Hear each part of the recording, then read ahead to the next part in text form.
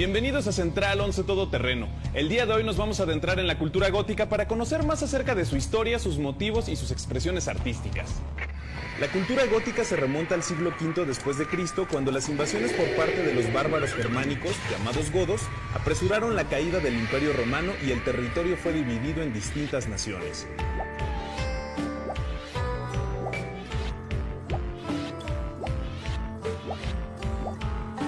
Así, terminó el periodo clásico y la Edad Media comenzó su desarrollo. La idea del oculto y desconocido de este periodo se reflejó en la peculiar arquitectura que fue clasificada como gótica, en referencia a los godos. En el siglo XIX, músicos, escritores y pintores crearon una rama del romanticismo más siniestra y melancólica, conocida como gótica. Concepto que a principios de 1980 se le designó a un movimiento urbano nacido en el auge del post-punk en Inglaterra. Soy Cristian Chavero López, director de la editorial Sangre y Cenizas. Hay 4 momentos en la historia en que a algo se le ha llamado gótico a lo largo de la historia. Y son las tribus godas, una rama de los germanos, y que vivieron en la antigüedad y que convivieron con los romanos. Esa es la primera. La segunda es el arte gótico medieval, que no se llamaba a sí mismo así, sino ya hacia el Renacimiento. Giorgio Vasari lo llama así como una manera de denostarlo y hablar de ese arte como algo godo, por eso gótico, godo propio de pueblos salvajes, tribus atrasadas que no entendían el clasismo grecorromano. El tercer momento es el relato gótico, que nace en 1700 y algo con un relato de Horace Walpole que se llama El Castillo de Otranto. El Castillo de Otranto da pie a muchos relatos que se le considera generalmente por la Academia literatura serie B, de segunda categoría, pero que da origen a lo que conocemos hoy como horror. Casi todo el horror que vemos en literatura y cine desciende del relato gótico. El cuarto momento en que algo se le llama gótico es al movimiento, escena, estilo musical, estilo de rock gótico, el movimiento gótico, aquí en México conocido como dark, a principios de los 80 y 90, es hasta finales de los 90 y de los 2000 para acá que se habla de gótico, pero se usan dos palabras para referirse a las mismas personas, ¿no? Los darks, los góticos, son los mismos. Puede haber alguna diferencia entre dark wave y rock gótico, pero finalmente la identidad que corresponde a ambas músicas son los mismos chavos, las mismas personas, los goths, los góticos, los siniestros les dicen en España, darks en México. En fin, estos son los 4 momentos de la historia en que algo se le ha llamado gótico. ¿Qué tal? Soy Tony Alcalá, profesor de tiempo completo en el TEC de Monterrey, investigador sobre literatura gótica. La literatura gótica en sus inicios, a partir del Castillo de Otranto hasta 1820, estamos hablando de último tercio del 18 a primeros 20 años del siglo XIX, que es su periodo llamado clásico, se nutre de unos motivos que a la fecha siguen manejándose. Es la ruina, que puede ser un castillo, un cementerio abandonado, la figura del villano, que normalmente es masculino y es un aristócrata.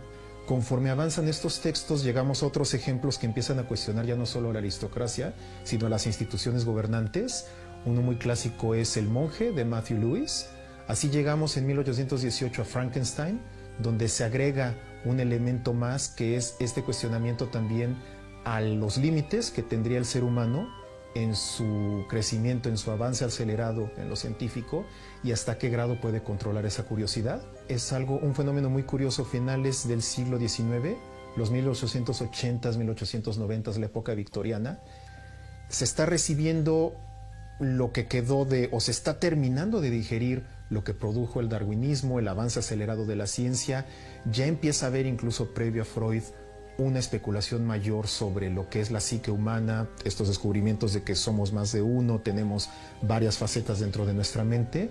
Todo esto se conjunta y genera el gótico del fin de siglo, el gótico victoriano también llamado así, donde predomina el miedo por la disolución de la vida que conocemos en el ser humano, que poco a poco generan un contexto, llegando al 1950 más o menos después de las dos guerras, el ser humano cada vez se convence más de que ese avance de la tecnología eran promesas que nunca van a llegar, surge un desencanto, se combina ese desencanto con la posmodernidad y el gótico, como ya dije, al ser este modo, este set de convenciones, se adapta, se amalgama con el sentir, con las aprensiones que hay en esta época y entonces surgen textos que sobre todo especulan qué es el hombre hoy en día, hacia dónde va, qué hay dentro de sí mismo y son ejemplos de el ser humano realmente es el monstruo que por tanto tiempo creyó ver en otras fuentes.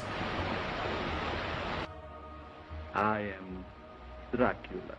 Yo soy Fernando Salas, soy conocido en el medio underground como Lord Fair y soy uno de los coordinadores e iniciadores del Club del Real Under. Yo diría que el gótico es la manera de llevar a la realidad o traer a este mundo los monstruos internos a través del arte. El mayor ejemplo del legado musical que ha dado el Gothic Rock o el gótico original se podría ver a través de un festival que se llama Way Gothic Treffen, que se celebra cada año en Leipzig, en Alemania, y ahí uno puede convivir y apreciar todos los aspectos estéticos de la cultura gótica, en el cual lo mismo conviven cyberpunk, steampunks, gothic rockers, death rockers, gente que le gusta el gotabilly, el cybergot, etcétera, etcétera, etcétera. Hay muchas variantes en la actualidad y también público para todos. Algunas personas no lo ven de buena manera, dicen pues el gótico no es necesario que tenga otra cosa, es necesario mantener la estética original. Otros dicen que hay que evolucionar, hay que abrir la mente a nuevas cosas. Yo creo que es bueno que haya muchas más vertientes en la actualidad que estén basándose en el gótico, pero yo me sigo identificando más con la cultura original que llamamos Gothic Rock o la vieja escuela. Entonces pues yo creo que a nivel mundial, si hablas de música electrónica, si hablas de post-punk y todo, ahorita también es un buen momento y eso ha permeado que incluso las nuevas generaciones estén buscando cuál es el origen y nuevamente se retome. Por eso creo que ahorita a nivel mundial hay un buen momento para la cultura del Gothic Rock. Mi nombre es Daniel Drac, soy fotógrafo, gestor cultural, músico y escritor.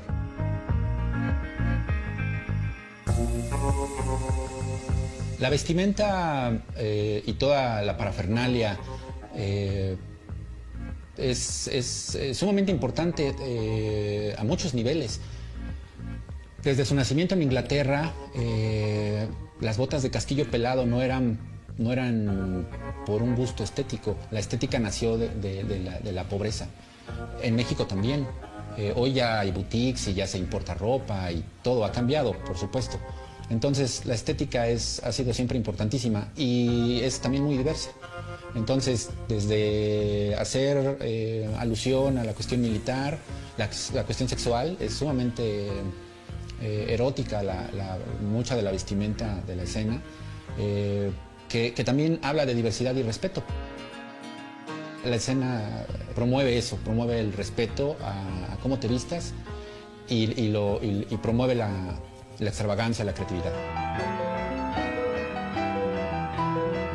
En México, la influencia de la cultura gótica ha pasado de ser una moda a convertirse en una visión del mundo, que se ve manifestada en distintas expresiones como la literatura, la poesía, la fotografía y por supuesto la música. Sus mejores representantes, más allá de atuendos y tendencias hacia lo siniestro o lo oculto, comparten la idea de comunidad, colaboración e independencia. Yo creo que la característica principal de la cultura gótica en la Ciudad de México es que nunca lo desligamos, o más bien siempre estuvimos ligados plenamente con el aspecto cultural. Nosotros que estuvimos organizando cosas desde finales de los 80s, estuvimos siempre haciendo eventos donde a la apertura había o poesía, o performances, o exposiciones de arte. A la fecha lo seguimos haciendo. Eso no es muy común en otros países, de hecho se les hace un poquito ajeno.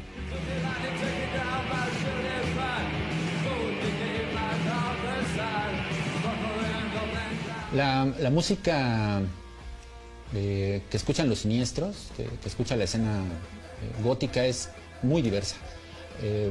Partiendo de esta misma premisa de que la iniciamos un grupo de melómanos, pues amamos la música en general. Entonces, no solo el rock gótico puro es lo que escucha la escena, también escucha música electrónica de lo más diversa, desde experimental, cosas brutales, cosas muy finas y elaboradas, complejas. Puede escuchar música de concierto, música de culta y metal, ¿no? Todas estas fusiones que ya existen hoy, ¿no? Que es tan difícil definir géneros. Todo eso se ve en los festivales a nivel internacional, se ve en la Ciudad de México. Pues ya como músicos sí hay cosas más profundas, como las escalas en las que se construye, ¿no? Por decir algo, ¿no? Lo más alegre que escuches gótico, estar en escalas menores, ¿no? Entonces el discurso no solo se escucha, sino se siente, se vibra.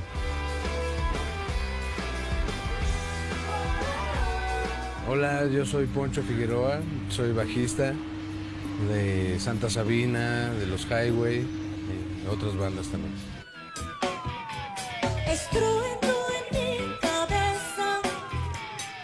La tradición, yo creo que de la música oscura es antigua, ¿no? En toda la serie, México es el país por antonomasia que tiene más relación consciente con la muerte.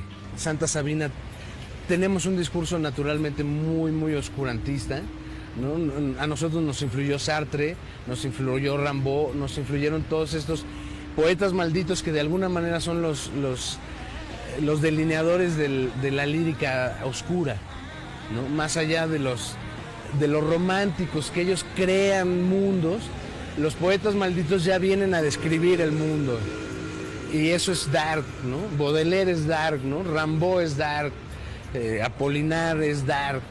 Y ya nosotros lo tomamos y entonces empezamos también a reflejar, a retomar, junto con generaciones en varias partes, las estéticas de cosas más en relación a lo romántico, ¿no? Los vampiros, ¿no? Nosotros tenemos una canción, salió un año antes que la película. Cuando leímos el libro de Anne Rice, nuestros momentos cerca de María Sabina también, o de María Polonia, pues todo eso nos revoca a la tradición mazateca, a la muerte mazateca.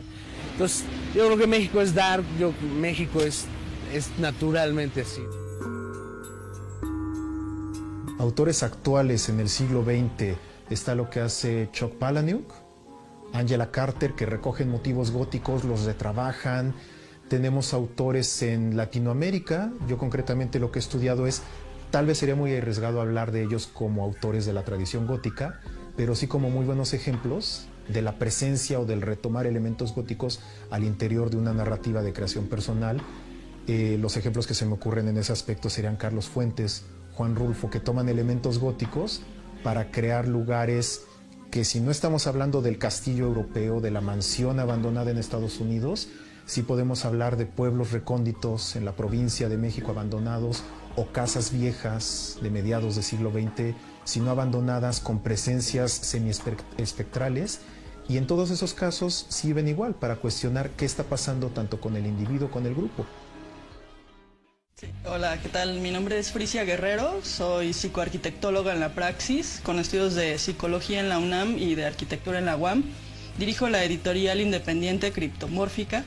Secuela de segmento abstracto, emancipa, paradoja viva, sinestesia del delirio y resoplido fallecido. Diría de inicio que el principal aporte de la editorial o de las cosas que hago es darle vida a la escena, ¿no? O sea, que sea visible, que nos definan y nos encuentren como posibilidad cultural o como una opción para vivir de una manera, ¿no? Tiene que ver mucho mi gusto por la escena o por lo que a la escena le concierne, diríamos temas relacionados con lo